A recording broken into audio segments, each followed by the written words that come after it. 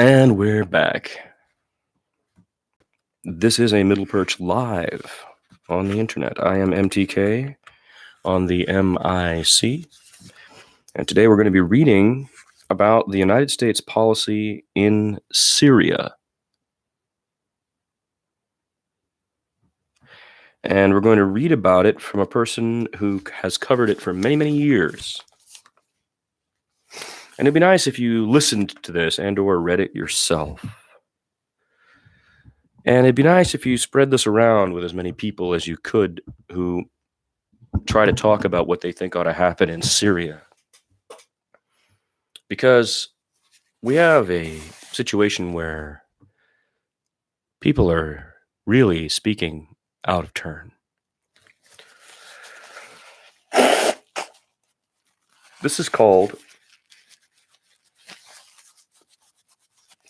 "Tell Me How This Ends."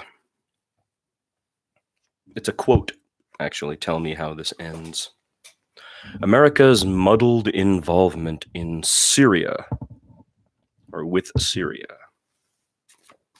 It's by Charles Glass.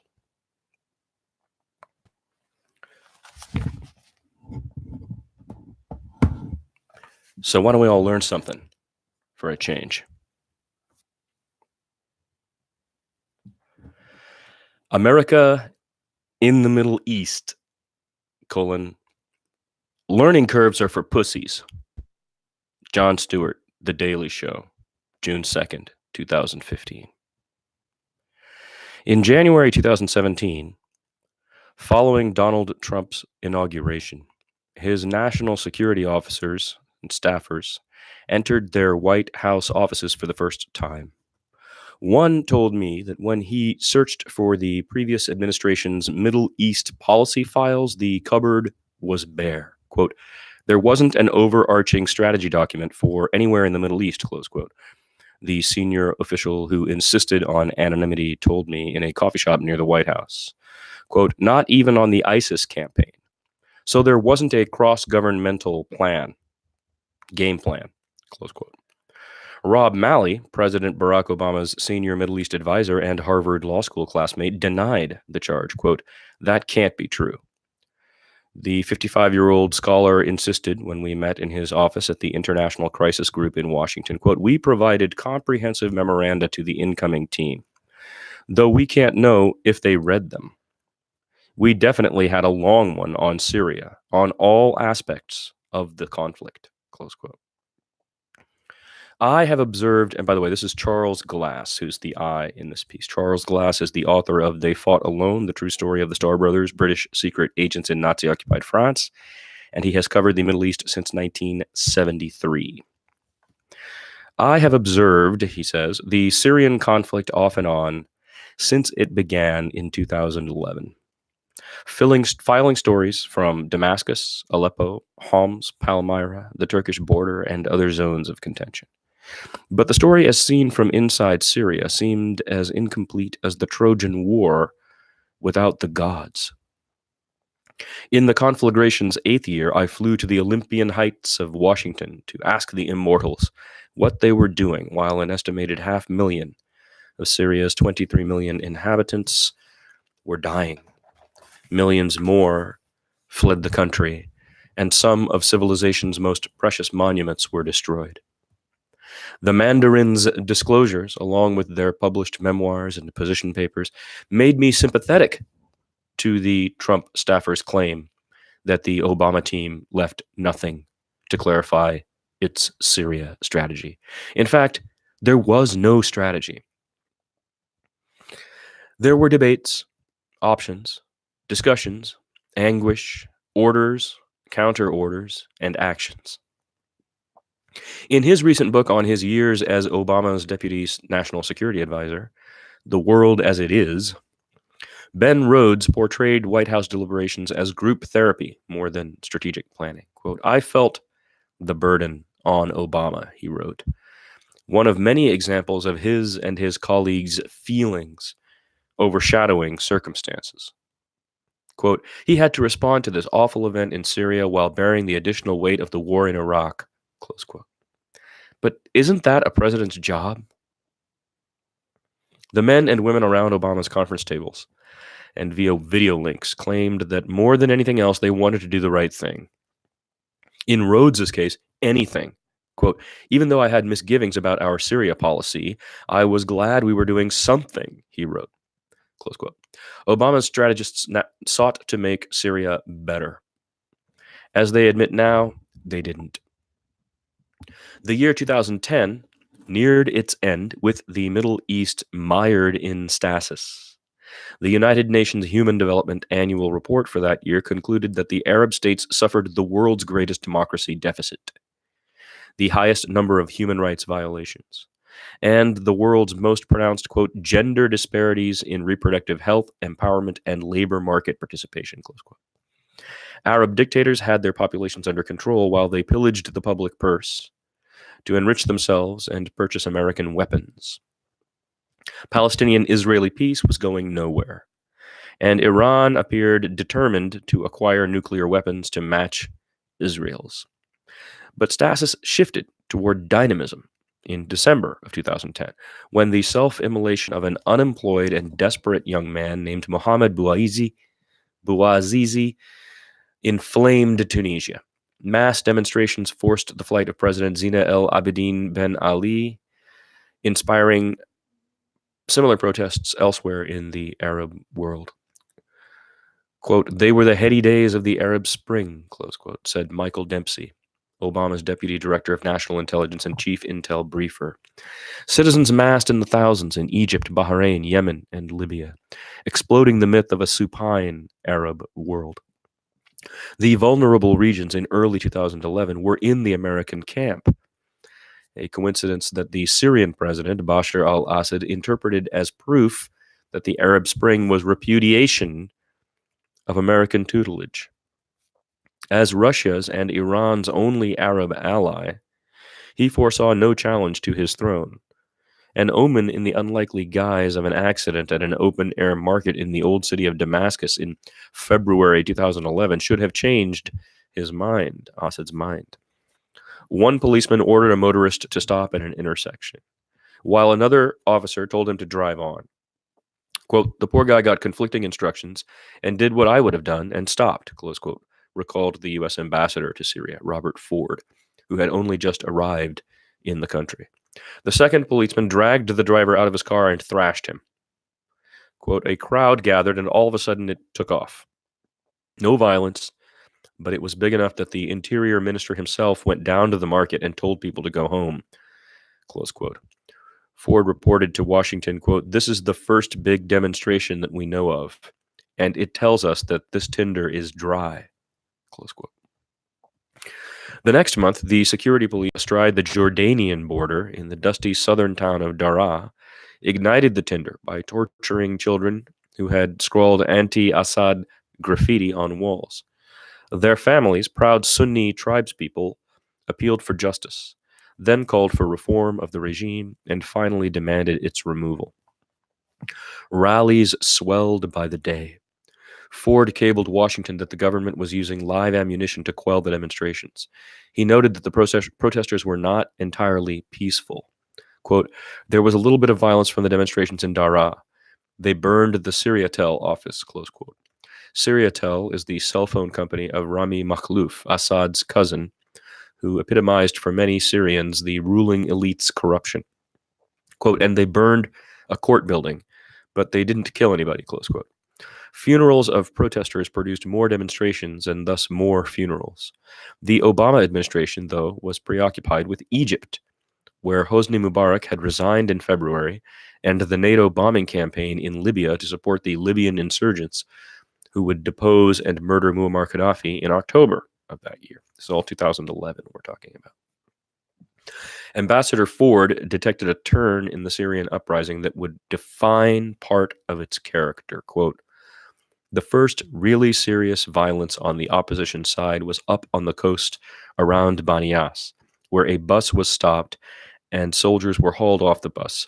If you were Alawite, you were shot. If you were Sunni, they let you go, close quote.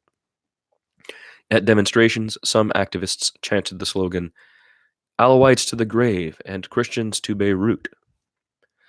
A sectarian element wanted to remove Assad, not because he was a dictator, but because he belonged to the Alawite minority sect that Sunni fundamentalists regard as heretical. Washington neglected to factor that into its early calculations. Phil Gordon, the Assistant Secretary of State for European Affairs before becoming Obama's White House coordinator for the Middle East, told me, quote, "I think the initial attitude in Syria was seen through that prism of what was happening in the other countries, which was in fact leaders, the public rising up against their leaders, and in some cases actually getting rid of them. And in Tunisia and Yemen and Libya, with our help," close quote. Ambassador Ford said he counseled Syria's activists to remain nonviolent and urged both sides to negotiate. Demonstrations became weekly events, starting after Friday's noon prayer as men left the mosques and spreading north to Homs and Hama. Ford and some embassy staffers, including the military attaché, drove to Hama with government permission one Thursday evening in July. To his surprise, Ford said, quote, "We were welcomed like heroes by the opposition people. We had a simple message: no violence. There were no burned buildings. There was a general strike going on, and the opposition people had control of the streets. They had all kinds of checkpoints. Largely, the government had pulled out," close quote. Bassam Barabandi, a diplomat who defected in Washington to establish a Syrian exile organization, People Demand Change, thought that Ford had made two errors. His appearance in Hama raised hopes for direct intervention that was not forthcoming, and he was accompanied by a military attaché. Quote, "So at that time, the big question for Damascus wasn't Ford, it was the military attaché. Why did this guy go with Ford?" Close quote, Barabandi told me in his Spartan, Washington office. The Syrian regime had a long-standing fear of American intelligence interference, dating to the CIA-assisted overthrow in 1949 of the elected parliamentary government and several attempted coups d'etat afterward. The presence in Hama of an ambassador with his military attaché allowed the Assad regime to paint its opponents as pawns of a hostile foreign power. The State Department closed the U.S. Embassy in Damascus in February of 2012.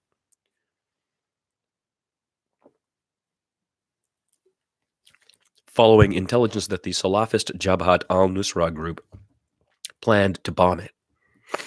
Syrian friends told me that before he left, Ford had urged them to defect and return as part of a post-Assad government. Ford's recollection differed. Quote, "I remember the next to last day of our embassy. We closed on February 6th. I told the Syrian staff, the embassy is going to close. They said, what are we going to do? I told them there's going to be a horrible war. There's going to be bombs. The currency is going to plunge. I said, those of you who can, buy dollars, buy euros, any kind of foreign currency, because the lira is going to drop like Iraq. And get out if you can. I don't remember telling any Syrian opposition to go to Istanbul," close quote.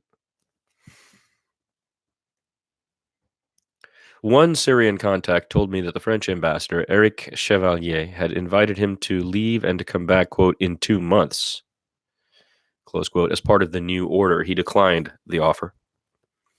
Ford returned to Washington, where Obama's brain trust held endless conferences to form a policy for Syria. Jake Sullivan, Vice President Joe Biden's national security advisor, attended most of the sessions. Quote, "The question was why Gaddafi must go and not Assad," close quote. The slim 41-year-old Yale law professor told me in his office at the Carnegie Endowment. No one, he said, convinced Obama that attacking Assad would achieve a result better than the anarchy following NATO's bombardment of Libya. The debates continued throughout the spring as open warfare erupted in Syria. So this is 2012 spring. Quote, "By summer," Sullivan observed, "there was a divide within the administration, principals versus those who worked the Syria file. Experts were more forward-leaning, principals more cautious," close quote. The leading experts were Fred Hoff and Robert Ford. The principals, Secretary of State Hillary Clinton and Defense Secretary Leon Panetta. Ford said, quote, I wrote a memo to Clinton with a copy that went to the White House. This was in June of 2012, that the al-Qaeda faction is taking over eastern Syria. And the Free Syrian Army doesn't have enough supplies, not enough money to hold them off. If eastern Syria falls, they are going to link up with the people on the other side of the border in Iraq and create this gigantic entity, close quote. 2 years later, the Islamic State would establish its caliphate on exactly that territory. I'm going to repeat that. This is Robert Ford, one of the experts on Syria. Quote, I wrote a memo to Hillary Clinton with a copy that went to the White House. This was in June of 2012. That the al-Qaeda faction is taking over eastern Syria, and the Free Syrian Army doesn't have enough supplies, not enough money to hold them off. If eastern Syria falls, they are going to link up with people on the other side of the border in Iraq and create this gigantic entity. 2 years later, the Islamic State would establish its caliphate on exactly that territory. With the principals urging caution, the Obama administration dispatched non-lethal aid, what Ford called, quote, food, medicines, meals ready to eat, stuff like that, close quote, to the ostensibly moderate Free Syrian Army, the FSA, faction. So not giving them weapons to defeat these al-Qaeda folks.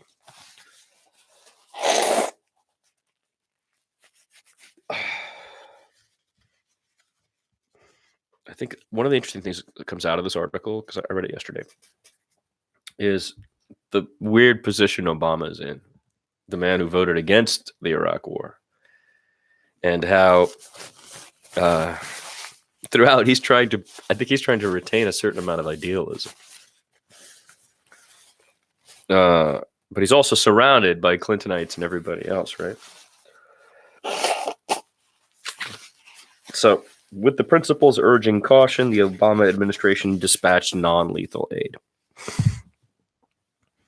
Food, medicines, meals ready to eat to the FSA, the Free Syrian Army faction. It also worked through a diplomatic channel with Russia. When neither produced results, a senior administration official said, quote, the State Department, the agency, CIA, and some in the White House began advocating for providing arms to the Free Syrian Army. That summer, CIA Director David Petraeus and Hillary Clinton made a pitch. The president shot it down for now, close quote. Derek Chollet, who served Obama at Defense, State, and the White House, picked up the story, quote, and the general view was, and I think even at this point, that Assad, one way or another, he would go. And so we need to, in order to have any chance to be able to shape an outcome on the other end, we should be for it. Close quote. In the absence of doing something, Obama said something. On August 18th, 2011, quote, for the sake of the Syrian people, the time has come for President Assad to step aside, close quote. Where Assad sensed a plot to depose him, the opposition envisioned American NATO commitment, as in Libya.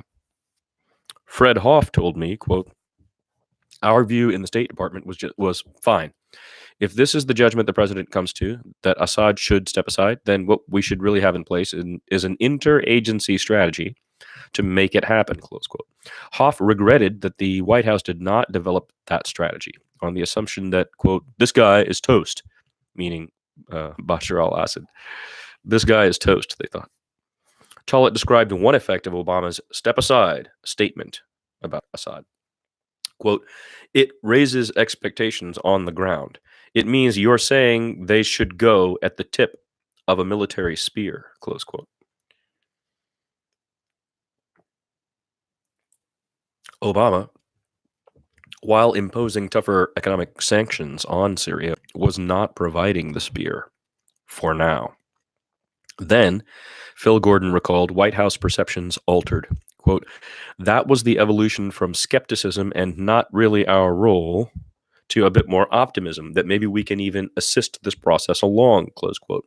The question was, what kind of assistance? Gordon did not believe Obama had in mind, quote, providing military material support to Arab protesters, close quote. There was a view, he said, quote, it's just, well, this is the trend, and the people overthrew their dictators in Tunisia and in Egypt and in Yemen, and Syria will be next. And I think it was more hope than a policy, close quote. But that hope ignored the differences between Syria and the deposed dictatorships. Tunisia's tiny army was not a decisive political actor, and the country had staged only one coup in its history, Ben Ali's in 1987. Government institutions could function without him. In Egypt, Mubarak was the face, called derisively by Egyptians la vache qui rit, the laughing cow, of a military regime that could survive with any general as its figurehead. In Syria, Bashar al-Assad was the regime. His father, Hafez al-Assad, had come to power in November 1970 as the survivor of nearly annual military putsches, Putsches, putsches, you know what those are, in the 50s and 60s. And his death in June 2000, that's Hafez al-Assad's death, in June of 2000, he bequeathed his son an edifice that had prevailed over 30 years of failed coup plots, assassination attempts, wars with Israel, and Islamist insurrections. To depose the son, the opposition had to undermine a fortress state to which many Syrians were loyal, or at least acquiescent. Obama imposed economic sanctions, primarily on members of the regime's inner circle, and he asked the Russians to pressure Assad to leave. Phil Gordon, who accompanied Hillary Clinton to meetings with the Russian Foreign Minister Sergei Lavrov, said, quote, Lavrov would say, it's not up to us. The Russian view was, look, we don't love Assad, we don't care about him, but it's not up to us to determine Syria's fate, close quote. Lavrov also warned Clinton that removing Assad would lead to chaos and jihadism. That's Sergei Lavrov warning Hillary Clinton that removing Assad would lead to chaos and jihadism. Quote, they had a fair point in saying we didn't have a plan for Syria if we got rid of Assad. And to be honest, I don't think we were ever in a position to convincingly say, no, if Assad falls, it won't be like Iraq or Afghanistan, close quote. That's Gordon again. Yeah, you have no plan. In Damascus and other cities, security forces fired live ammunition at the crowds, and although the United States had sided with security forces who shot Arab demonstrators in Israel and Bahrain, its sympathies in Syria were with the protesters. Many Syrian activists argued that they should take up arms in the belief that the United States would match action to words. Others urged restraint, fearing that force against force they would lose. Quote, the regime was built for this, close quote, one young organizer told me at the time. So you see the difference he's painting between the Assad regime and the others in the region. Quote, the beginning of militarization had started before the end of 2011, close quote, Fred Hoff said, noting the escalation from defending demonstrators to offensive operations. The door opened wide to outside meddling. Hoff said that arms from Turkey, Saudi Arabia, and Qatar, three countries whose human rights records were no better than Syria's, to various mainly Islamist groupings, had an unexpected consequence. Quote, I think all of this inadvertently but quite decisively played into the hands of the regime, close quote. The Assad regime's strategy for dealing with civil disobedience, popular mobilization, and general strikes may have been ineffective, but the regime knew how to handle armed insurrection. And Salafist fighters terrified many Syrians who, while dismissive of Assad, did not welcome his replacement by religious fanatics with long beards. Hoff said, quote, I'm not just talking about the entourage and members of the Assad family, but ordinary Syrians I've known for decades, who would tell me, Fred, we're going to stick with the regime, close quote. Hoff said they stuck with Assad despite having, quote, no illusions about the corruption, incompetence, and brutality of the regime, close quote. Others who did not fight against the regime were the minorities. Alawis, Ismailis, Druze, Arab Christians, Armenians, and Yazidis, all of whom the jihadis wanted to eliminate, as well as Sunnis who preferred a secular dictatorship to a theocracy. Hoff pushed for supporting secular insurgents. Other officials, he told me, shared his viewpoint. Quote, in the summer of 2012, you had the incident of Clinton, CIA Director David Petraeus, Defense Secretary Leon Panetta, and Chairman of the Joint Chiefs of Staff Martin Dempsey going to the president and saying, in effect, look, Mr. President, what Assad is doing is terrible, but now we're noticing something else. We're noticing some Al Qaeda elements beginning to establish themselves in Syria, and what we recommend is that the United States takes the lead in arming and training vetted elements of the Syrian opposition, focusing for the most part on officers and soldiers who had defected from the Syrian army, forces that would be able to fight in two directions, against the regime and against Al Qaeda. And the president turned that down. He turned it down. Close quote. In August 2012, a year and a half into the war, a question from the NBC correspondent Chuck Todd produced a portentous response from Obama. Quote, we have been very clear to the Assad regime, but also to other players on the ground, that a red line for us is we start seeing a whole bunch of chemical weapons moving around or being utilized. That would change my calculus. Close quote.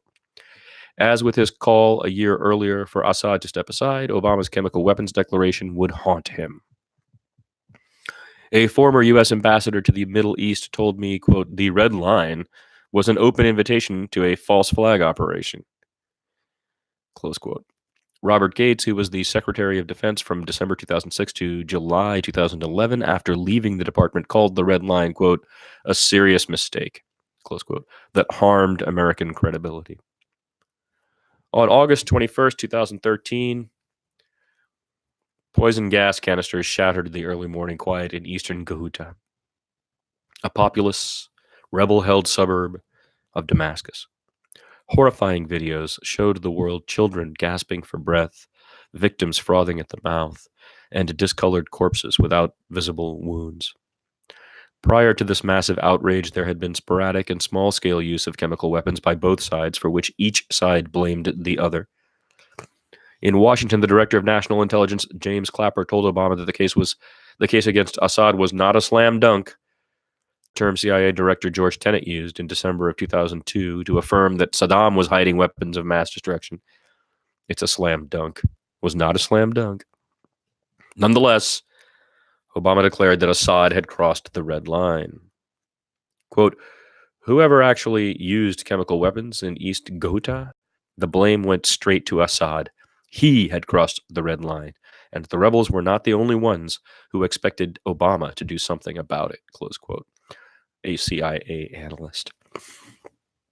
Ben Rhodes wrote that General Dempsey urged Obama to act. Quote, up to this point, he had argued that Syria was a slippery slope where there was little chance of success. Now he said that something needed to be done even if we didn't know what would happen after we took action, close quote. Obama decided to act, calling on Britain and France to join an American air raid and missile assault on Syria. France committed at once, but the British Parliament voted not to take part. As French and American forces prepared to strike, Obama took a walk in the Rose Garden with his Chief of Staff, Dennis McDonough. Suddenly, the order went out for the warplanes to stand down. Quote, the next morning, there was a meeting in the Situation Room, said Jake Sullivan, who sat in. Quote, Secretary of State John Kerry, Defense Secretary Chuck Hagel, the principals, Samantha Power was on the screen, McDonough, the National Security Advisor, Susan Rice. Susan objected. She said, don't go to Congress. Obama went out later that day and gave a statement on asking Congress. Quote, close quote. So that all of that was a quote.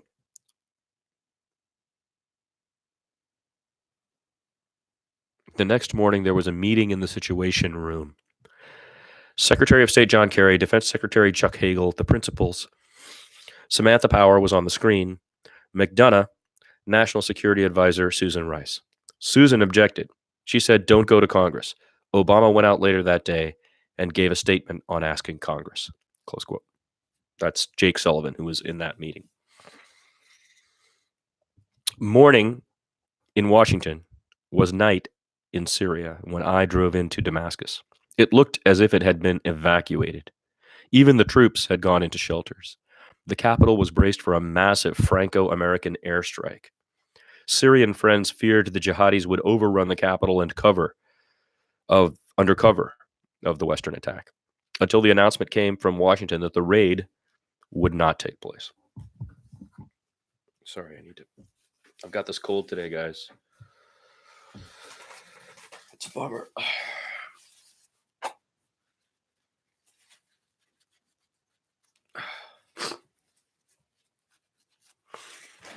So here we are in 2013, we're talking about now. Okay, so the raid doesn't take place.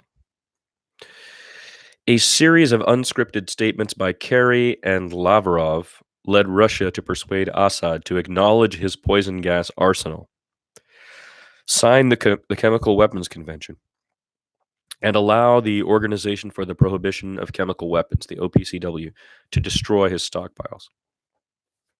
When the Islamic State later overran the government's chemical weapon stores, they had been removed. The crisis ended, but gases including chlorine and sarin would be used again, as before, with blame placed on each side by the other. As the war escalated, at least 95% of the casualties resulted from conventional weapons from Russian, United States, Saudi Arabia, Qatar, and UAE, Turkey, and Iran that no one was obstructing. How can you not see yourselves as butchers is the question, and call other people names? So that's me editorializing. We return to Mr. Glass. Debate continued within the administration on what to do. Obama listened to arguments for and against no-fly zones and safe havens. Robert Gates addressed the no-fly zone proposal in an interview with CBS's Face the Nation after he left office. Robert Gates, quote, "You know, I oversaw 2 wars that began with quick regime change, and we all know what happened after that. And as I said to Congress when we went into Libya, when they were talking about a no-fly zone, it begins with an act of war. And haven't we learned that when you go to war, the outcomes are unpredictable? And anybody who says it's going to be clean, it's going to be neat, you can establish the safe zones and it'll be just swell. Well, most wars aren't that way. No-fly zones required demolishing Syria's air defenses, which the Russians had installed and were committed to defending. No-fly also meant making targets of Russian planes in Syrian skies, risking a third world war. The bleak history of safe havens in Bosnia, where civilians seeking safety were massacred while UN soldiers looked away, made their utility suspect. Safe havens and no-fly zones, however, dominated White House deliberations. One of Obama's Middle East advisors recalled, quote, "Was the right approach to create safe zones, no-fly zones? Discussions on this, it continued well into 2016. Even as late as the assault on Aleppo by the Syrian army and Russia in 2016, questions returned about what we could do, whether to go after the regime directly to protect the city," close quote. I asked the advisor, then the decision was made not to? He answered, right, close quote. If the Obama people were to have done something, what would it have been? An acquaintance of John Kerry's was with Mideast expertise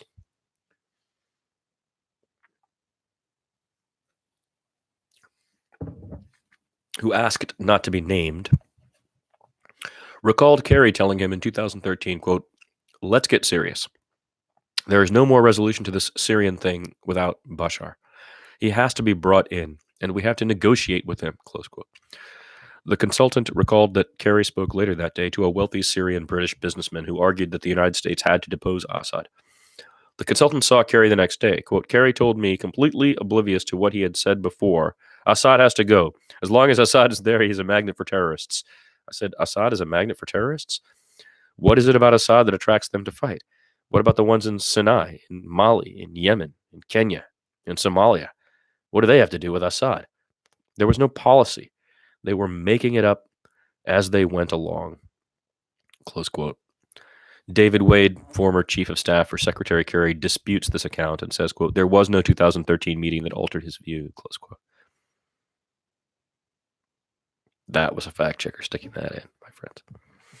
One of the administration's more articulate Syria hawks was Antony Blinken, Obama's deputy national security advisor and then John Kerry's deputy secretary of state from 2015 to 2017.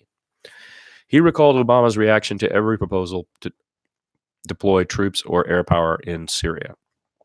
Quote, I think from President Obama's perspective, when some of us would advocate to do more, take some more chances, he would regularly ask, tell me how this ends. No one could answer with confidence that we would not wind up on a slippery slope, getting in deeper and deeper than we intended, close quote. A senior Mideast advisor to Obama explained the misgivings of the administration's anti-interventionists. Quote, many in the administration were in favor of some form of intervention, perhaps targeted strikes, but there was also significant skepticism about the wisdom of direct U.S. military involvement, about the nature of the opposition, the risk of a slippery slope, close quote. The compromise between direct military involvement and staying out was the route taken by many presidents before Obama. A covert operation to raise an insurgent army and train it in nearby countries, provide weapons, sustenance, and communications, and oversee the military campaign. It was high risk for the locals and casualty-free for the Americans. A senior administration official told me, quote, only a few were against arming the opposition. Obama commissioned a report on the history of arming groups, close quote. The CIA produced a history that remains classified, and which, says one of those who read it, showed, quote, only one or two instances of successful proxy wars, close quote.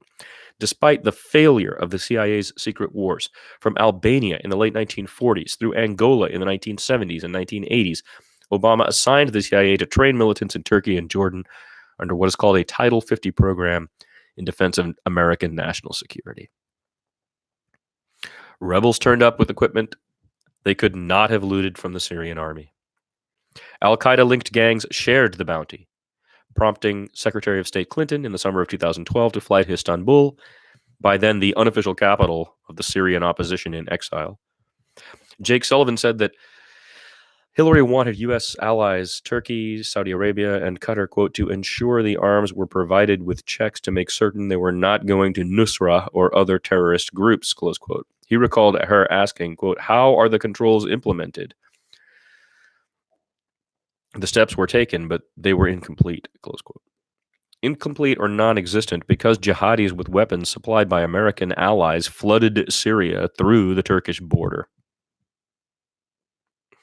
Charles Lister, who has monitored insurgent groups from the beginning of the Syrian conflict and wrote The Syrian Jihad, told me, quote, by the summer of 2012, there was a pretty active effort on both sides of Syria's northern and southern borders to prop up and help to create a somewhat more organized opposition movement. But the fact that Qatar and Turkey and Saudi and the UAE and Jordan were all involved as governments, and then there were separate private networks coming out of Doha, Kuwait City, Istanbul. Every single one of them was working along their own chart, close quote. Lister estimated that at one time there were as many as 1,500 insurgent groups with conflicting goals and no central command. It was a recipe for failure as much as for carnage. A major source of weapons for the Syrian opposition was Libya, which had become a 24-hour arms bazaar. It furnished TOW anti-tank missiles and other war material with the help of the CIA station at the U.S. consulate compound in Benghazi. CIA Director David Petraeus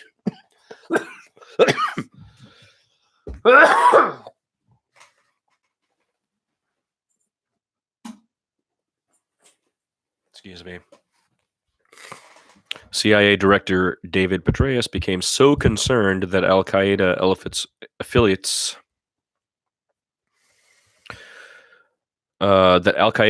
were receiving the weapons that he flew to Turkey on September 2nd, 2012 to complain to Turkish President Recep Tayyip Erdogan. The supply chain became public after the September 11 murder of U.S. Ambassador Christopher Stevens in the Benghazi compound.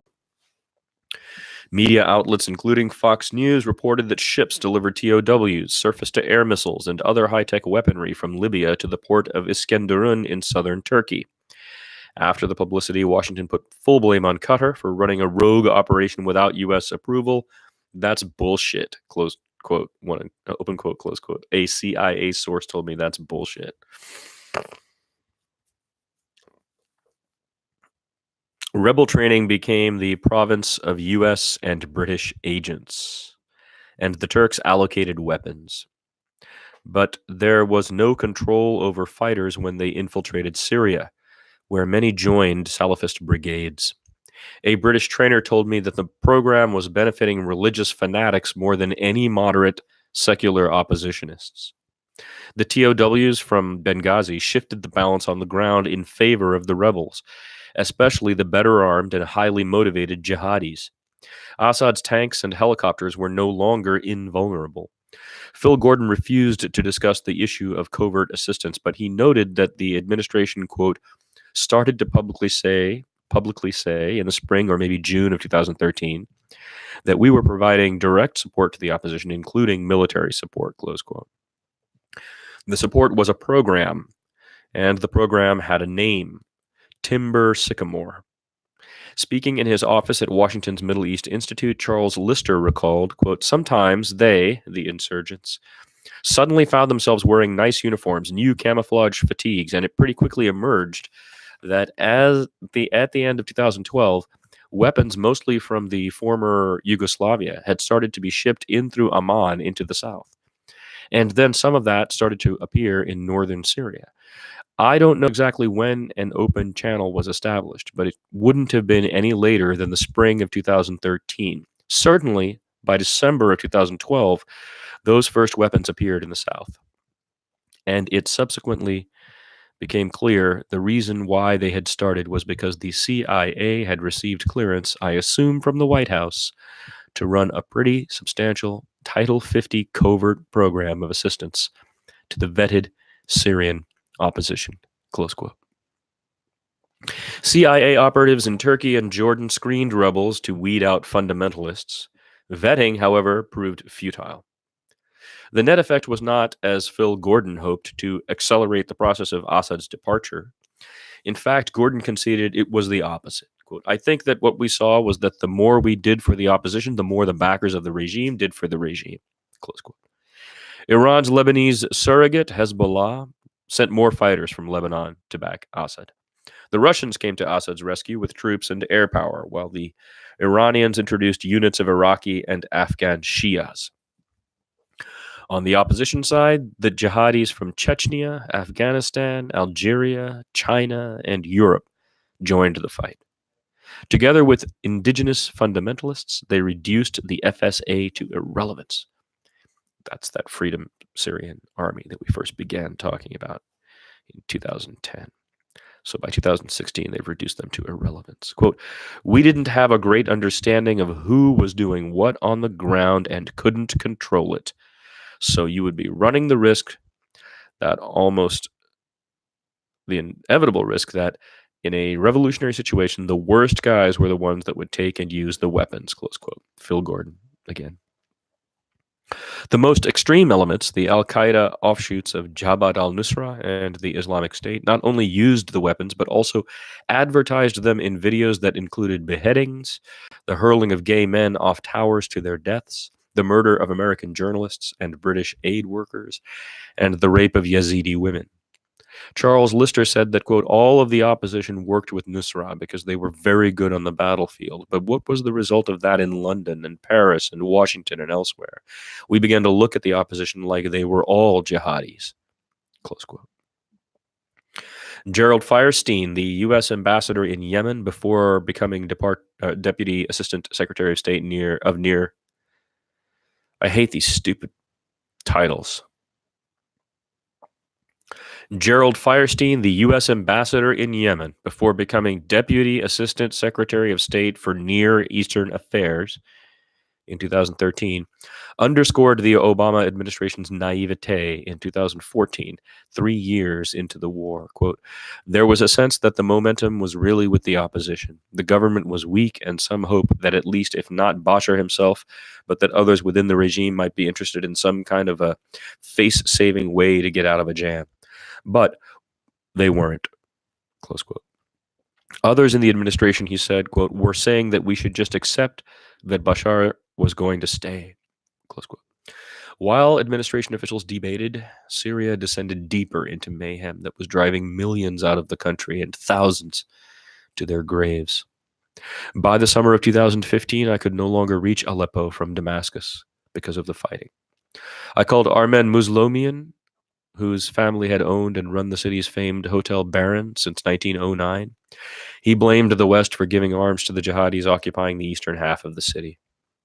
Mazlumian died shortly afterward, his health having given out amid the danger and privation of the war. How far away all that must have seemed in the cozy offices of the White House, not to mention the Kremlin, where self-described statesmen determined the fate of Armen Muslumian and the rest of Syria. Rob Malley believes Obama's primary motivation was humanitarian. The administration sent aid to refugees in Turkey and Jordan and deployed a USAID transition and response team under the name START to assist local administration in parts of Syria that the regime had evacuated. The problem in Syria, though, was not humanitarian. It was political, and the political dynamics were evolving. An official who took up his post at the White House in February of 2014 observed a policy too entrenched to be reversed, close quote. Open quote. The opposition backed by the U.S. was also backed from the outset by others, Saudi Arabia, Turkey, and Qatar, whose objective clearly was to overthrow the regime and remove Iran. That is what the war quickly came to be about, close quote.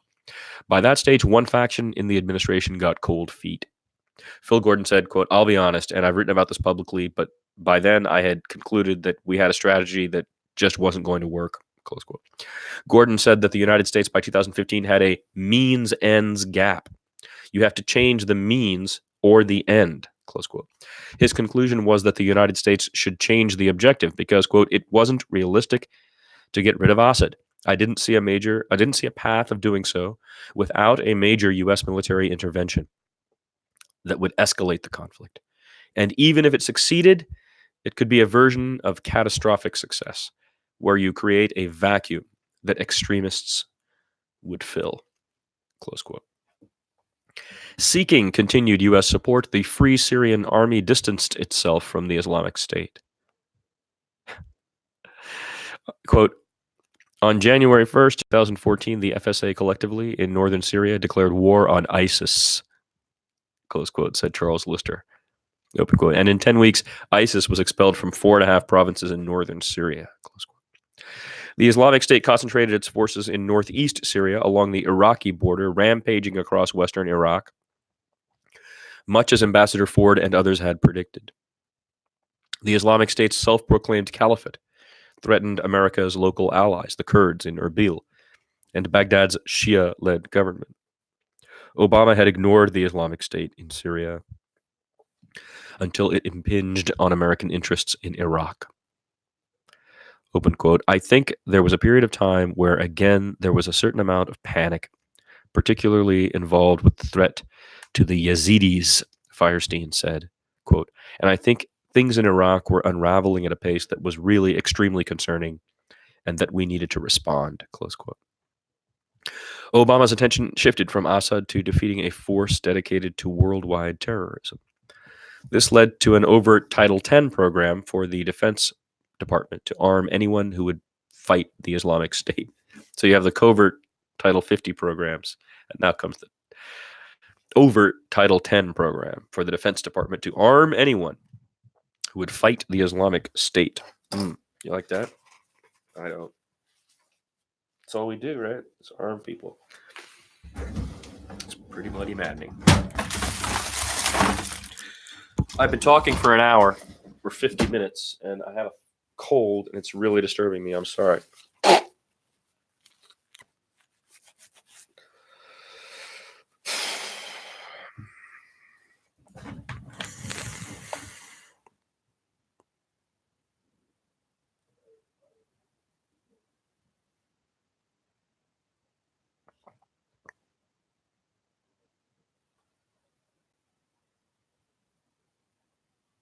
Obama's attention shifted from Assad to defeating a force dedicated to worldwide terrorism. This led to an overt Title X program for the Defense Department to arm anyone who would fight the Islamic State. The beneficiaries were mainly the Kurds of northeastern Syria, who fought tenaciously but had no interest in confronting the Syrian army. This was not without its complications. Turkey regarded all armed Kurds as terrorists, and many Syrian fighters refused to fight the Islamic State if they could not confront the Assad regime as well.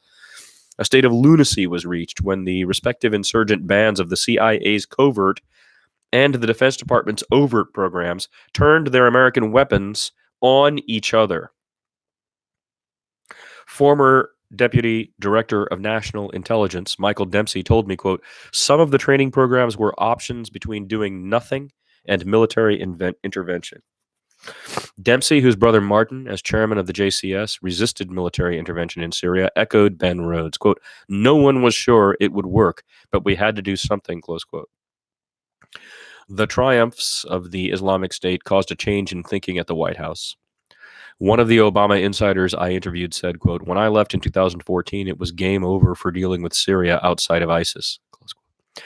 The Islamic State's sometime rival, occasional ally, and fellow al-Qaeda offshoot, Jabhat al-Nusra, also provoked the administration's ire.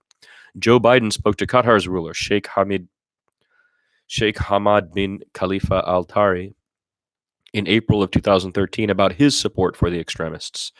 One of Biden's closest advisors said that the vice president told the emir, quote, if you give me a choice between Assad and Nusra, I'll take Assad, close quote. Biden went public at Harvard's Kennedy School of Government on October 2nd of 2014, quote, our allies in the region were our largest problem in Syria. This is Joe Biden at Harvard, October 2nd, 2014. Quote, our allies in the region were our largest problems in Syria. The Turks, the Saudis, the Emiratis, etc. What were they doing? They were so determined to take down Assad and essentially have a proxy Sunni-Shia war. What did they do? They poured hundreds of millions of dollars and tens of thousands of tons of weapons into anyone who would fight against Assad.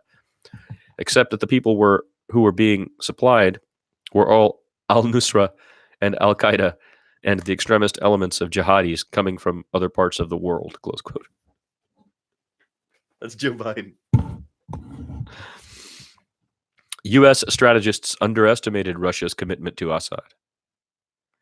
Syria was the only one of the 22 members of the Arab League in the Russian camp, dating to its first purchases of Soviet arms in the mid-1950s. Assad's survival was a test of Russian credibility. Russia's Air Force and Army intervened in September 2015, and by December 2016, they helped drive the rebels out of the eastern half of Aleppo. Many regarded that as the war's turning point, after which Assad could no longer lose. Syria proved to be Russia's redemption in the Middle East. Putin became a regional power broker, for the first time selling anti-aircraft systems to Turkey, a NATO member, sending military delegations to Iraq, and organizing discussions about Syria among Turkey, Israel, and several Arab states. Regime victories followed the triumph in Aleppo, as Russia enabled the Syrian army, with Hezbollah and Iran, to advance into rebel territory. The insurgents either fought to the death or accepted reconciliation that allowed them to go with their families and small arms to their last redoubt in the northern province of Idlib. The negotiators deciding Idlib's fate included Russia, Turkey, Assad, and most rebel leaders, but not the United States. The result of U.S. meddling in Syria was failure on all counts. It did not depose Assad, who looks like he is set to hold on to power for years. It did not expel Iran and Russia, whose influence and footprints in Syria expanded. It did not break the Syria-Hezbollah alliance, nor did it ameliorate civilian suffering, as refugees either stay in exile squalor or return to demolished homes. It had the unintended consequence of turning Turkey from a traditional ally into a regional adversary. Syrian conspiracy theorists claim the U.S. goal was to destroy Syria, as it did Iraq, to protect Israel. Only if that were true could the United States be said to have achieved any objective. The American election of November 2000 appeared to be presage disengagement from Syria. Trump canceled Obama's Title 50 program that armed Syrian oppositionists in July 2017. But one of his senior officials admonished me, quote, "When everyone tells you it's over, it's not over. This has a long way to go. And it's still in our interest to try to bring an end to it, but not an end to it just at any cost," close quote, he added. Trump has so far retained the special forces troops Obama sent to oppose the Islamic State in northeastern Syria, where they may be vulnerable to Syrian government-backed insurgents. Turkey has been shelling the U.S.-backed Kurds in Syria, and Erdogan has vowed to destroy their armed presence along his border. Just as this issue went to press, President Trump announced that he was considering withdrawing all ground troops from Syria. Quote, "We have defeated ISIS in Syria. My only reason for being there during the Trump presidency," close quote, he wrote on Twitter. Some State Department officials I know refused to discuss the Trump policy, saying the administration was keeping a close eye out for leaks. Anyway, one said he wasn't sure what the policy was. Trump's principal target is Iran, and his advisors propose hitting Iran in Syria while considering support for the Mujahideen al-Halq, Iranian militants, and former Saddam Hussein loyalists who featured on the State Department's foreign terrorist organization list until 2012. I asked an Obama Mideast advisor what, in retrospect, he would have done differently. Quote, "There were serious risks in throwing in our lot with the opposition. We gave them false hope. We didn't control what they did with their weapons. We didn't control who they cooperated with. And no matter what, we are still on the hook." Close quote. Phil Gordon is one of those who learned something from Syria. Speaking to me in his Council on Foreign Relations office, where he is the Mary and David Boies Senior Fellow, he reflected, quote, "I've obviously thought about this many, many times because you can't look back at Syria and conclude anything. But you know that it's a horrific tragedy on every level for the Syrians, for the neighbors, for us. I've yet to find the path to a better outcome, other than not fomenting the insurgency in the first place. I think the original sin is getting on board for supporting an armed opposition that had little prospect of actually bringing about a political transition in a more stable Syria." Close quote. Does anyone remember the Vietnam Syndrome? The American aversion to invading other countries following the April 1975 fall of Saigon? It lasted until January 1991, when General Norman Schwarzkopf's defeat of Saddam Hussein's occupying army in Kuwait made invasion respectable again.